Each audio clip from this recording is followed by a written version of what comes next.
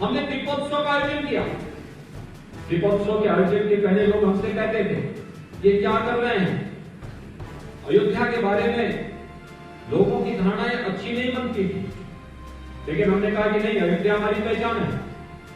अयोध्या दीपोत्सव के माध्यम से दीपावली का आयोजन अयोध्या के साथ जुड़ता है। हम लोग अयोध्या के साथ इस आयोजन को जोड़ेंगे और वैश्विक पटल पर अयोध्या को लेकर के जाएंगे।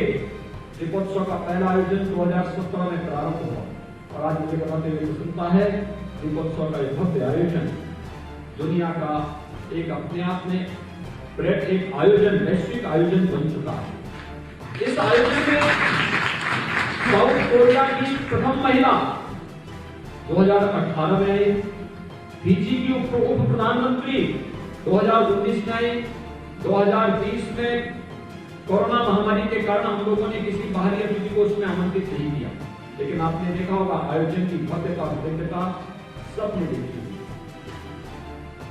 अयोध्या आज एक नए रूप में दुनिया के सामने, काशी के बाद अब अयोध्या वैश्विक मानचित्र पर उतरता हुआ दिखाई दे रहा है।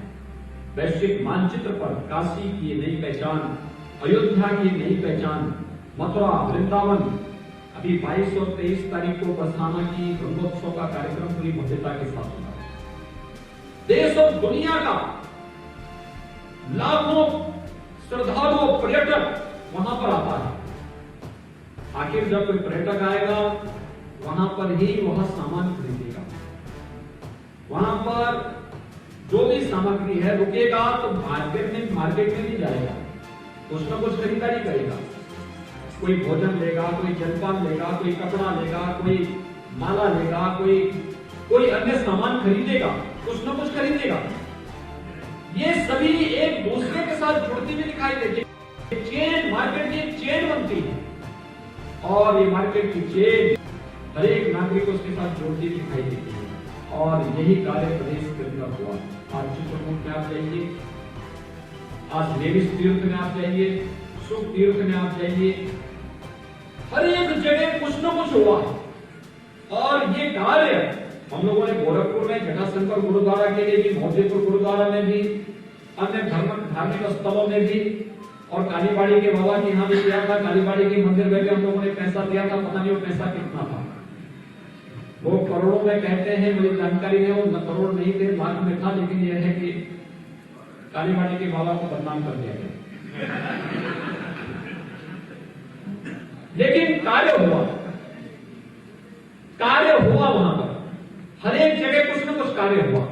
पर्यटन संवर्धन की योजनाओं का परिणाम है कि आज आप जाके देखेंगे कि मगहर में वहां पर संत कबीर दास जी के स्थल पर एक शोध पीठ की स्थापना हो रही है। बहुत अच्छे केंद्र की स्थापना हो रही है। कबीर पर शोध का एक केंद्र बनेगा। मैं भी गोरखपुर विश्वविद्यालय से आ रहा हूँ, वहां पे एक अंतर्राष्ट्रीय संगोष्ठी महाराजपुर गोरखनाथ शोध पीठ गोरखपुर विश्वविद्यालय के द्वारा प्रारंभ की गई। ऐसे ही अन्य स्थलों पर भी ये कार्यक्रम आगे बढ़े।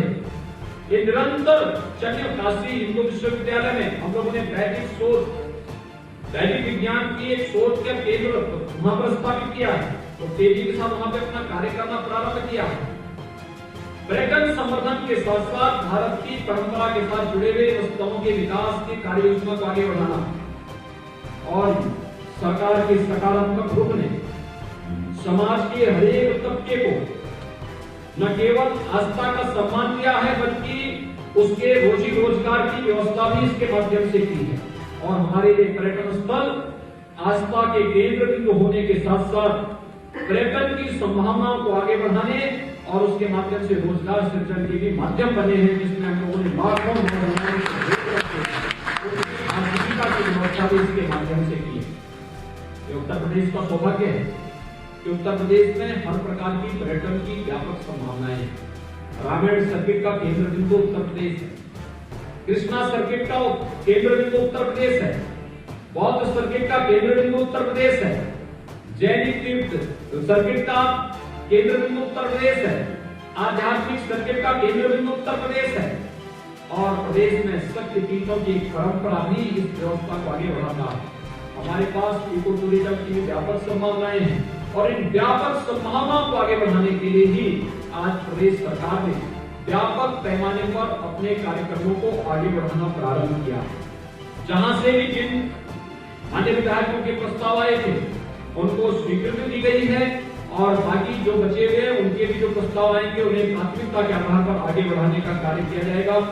पर्यटन की संभावनाओं को अगर हम देख सकेंगे, मेरा अनुरोध होगा सभी मान्य जनप्रतिनिधियों से कि हम स्थानीय स्तर पर जो उस मंदिर की व्यवस्था से जुड़े हुए लोग हैं, अगर स्थानीय स्तर पर उनके साथ बैठ करके कार्य योजना तैयार करें कि वे देखो पंडागिरी न हो, लेकिन जैसे काशी विश्वनाथ मंदिर में पर्यटन संवर्धन योजना के अंतर्गत काशी विश्वनाथ मंदिर ट्रस्ट ने टूरिस्ट फैसिलिटेशन सेंटर बना करके एक सिस्टम के साथ उस व्यवस्था को जोड़ा। वहां पर तमाम लोगों को रोजगार और नौकरी भी बढ़ी, संभावनाएं भी उसमें व्यापक बनी, आने वाले श्रद्धालुओं की आस्था को भी ठेस नहीं पहुंचा और व्यवस्था तेजी के साथ आगे बढ़ती हुई दिखाई दी। ऐसे ही अन्य स्तरों पर भी चीजें हुई। हर एक जगह इस प्रकार का कार्य किया जा सकता है।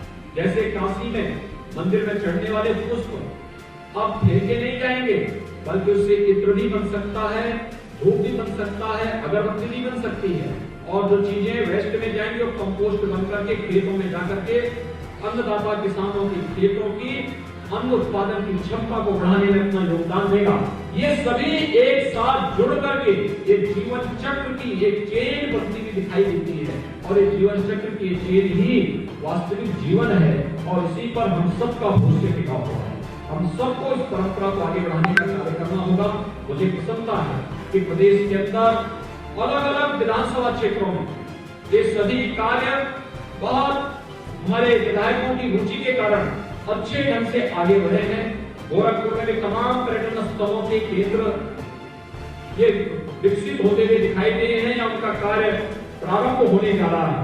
मुझे विश्वास है कि सभी मान्य विधायकगण अपने अपने क्षेत्रों की मुख्यमंत्री पर्यटन संवर्धन की योजनाओं को मूर्त रूप देते हुए इसे तेजी के साथ आगे बढ़ाने का कार्य करेंगे। मैं एक बार फिर से पर्यटन विकास की सभी संभावनाओं को आगे बढ़ाने का जो कार्य प्रारंभ हुआ है, अब तो हम लोग पर्यटन केंद्रों को अच्छी कनेक्टिविटी के साथ भी जोड़ रहे हैं। आपने देखा होगा अयोध्या में इंटरनेशनल एयरपोर्ट हमारा बन रहा है। हमारा प्रयास है कि बहुत शीघ्र हम वहां पर ATR जो 72 सीटर विमान है इसको लाने की तैयारी कर रहे हैं। उसी नगर में बहुत पर्यटकों की अंतर्राष्ट्रीय वायु सेवा प्रारंभ होने जा रही है। एयरपोर्ट बनकर तैयार है और बहुत शीघ्र वहां पर अंतर्राष्ट्रीय वायु सेवा को उसके साथ हम उसको जोड़ने जा रहे हैं। बाकी गोरखपुर वायु सेवा के साथ जुड़ चुका, पहले जुड़ चुका है। काशी पहले से जुड़ा हुआ है, लखनऊ पहले से जुड़ा है। कुंभ के समय हम लोगों ने प्रयागराज को जोड़ा था। चित्रकूट में हिल टॉप यानी पहाड़ी की चोटी पर बहुत शानदार एयरपोर्ट हमारा वहां बन रहा है। सोनभद्र में एयरपोर्ट बन रहा है। आजमगढ़ में एयरपोर्ट का निर्माण हो रहा है। श्रावस्ती में एयरपोर्ट का निर्माण चल रहा है। सहारनपुर में, अलीगढ़ में, मेरठ में, मुरादाबाद में, ललितपुर में, हर एक स्थल पर आगरा और बरेली का एयरपोर्ट, हिंडन का एयरपोर्ट ये पहले से ही फंक्शनल हो चुके हैं।